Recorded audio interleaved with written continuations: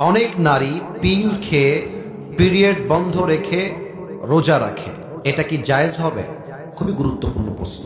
অনেক নারী প্ল্যান করে যে আমি পিরিয়ড বন্ধ রাখার জন্য পিল খাবো, এতে করে আমার পিরিয়ড বন্ধ হয়ে যাবে, আমি আরামে আয়েসে রোজা রাখবো, কোনো প্রবলেম আমি ফেস করব না। এটা কি আদৌ জায়েজ আছে কিনা? প্রথম কথা দেখেন, আমি প্রত্যেকটা যুবকদেরকে বলবো, মা বোনদেরকে বলবো বোঝাবার সাথে, আপনি যদি কোনো আমল কন্টিনিউয়াসলি করেন, please try to understand this point, একটু বোঝেন।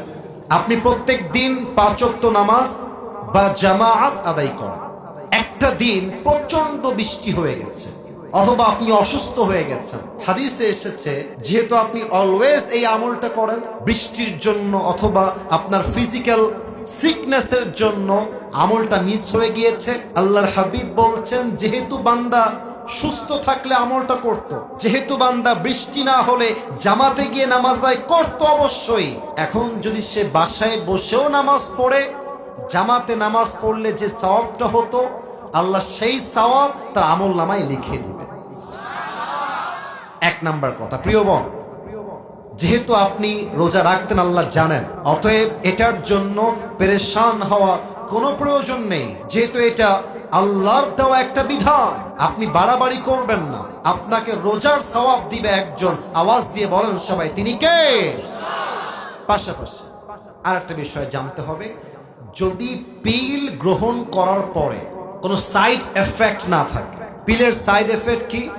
মাথা ব্যথা করে। পিলের সাইড এফেক্ট কি? শরীরটা উইক লাগে, দুর্বল লাগে। যদি কোনো সাইড এফেক্ট না থাকে, ইউ ক্যান টেক ইট, আপনি এটা নিতে পারেন। আর যদি কোনো সাইড এফেক্ট থাকে, পার্শ্ব প্রতিক্রিয়া থাকে, ক্ষতি হয়, কোরআন কি বলছে খেয়াল করবেন। কোরআন বলছে, আউযু বিল্লাহি মিনাশ শাইতানির রাজীম, ওয়ালা তুলকু বিআইদিকুম ইলা তাহলুকা, তুমি তোমার নিজের জীবনকে ধ্বংসের দিকে ঠেলে দিও না, তুমি তোমার জীবনকে নিজের হাতে ধ্বংস করে দিও না। ইসলাম কল্যাণ চায়, ক্ষতি চায় না। অতএব যদি পিল গ্রহণ করে ক্ষতি হয়, এটা অ্যাকসেপ্ট করা যাবে না, এটা গ্রহণ করা যাবে না। আর যদি পিল গ্রহণ না করে আপনার মাসিক হয়ে যায়, পিরিয়ড হয়ে যায়, টেনশন করবেন না, আপনাকে সেম রোজার সওয়াব দান করবে একজন। বলেন সবাই, তিনি কে?